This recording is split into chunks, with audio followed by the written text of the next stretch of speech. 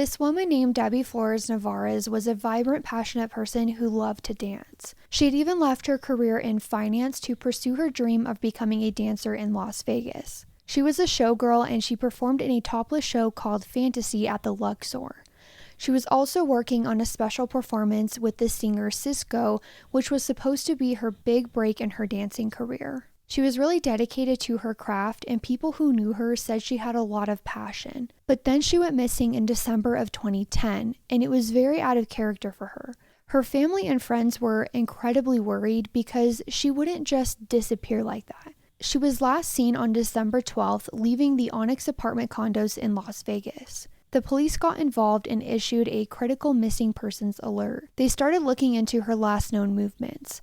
The police focused on her most recent ex-boyfriend, Jason Blue Griffith, who was also a dancer. He performed in Circus Soleil's Love Show at the Mirage. He was the last person to see her, and they had a history of a stormy, on-again, off-again relationship. There were even reports of DV incidents between them. Police found Debbie's car abandoned with her purse inside, and they started to look into her cell phone records. It turned out that Jason and Debbie had a volatile relationship. There was a tip that led police to a vacant home, and that's where they found Debbie's body. It was gruesome. She had been strangled, and then her body was dismembered and encased in concrete inside plastic tubes. It was discovered that on the night of December 12th, Jason and Debbie had a heated argument.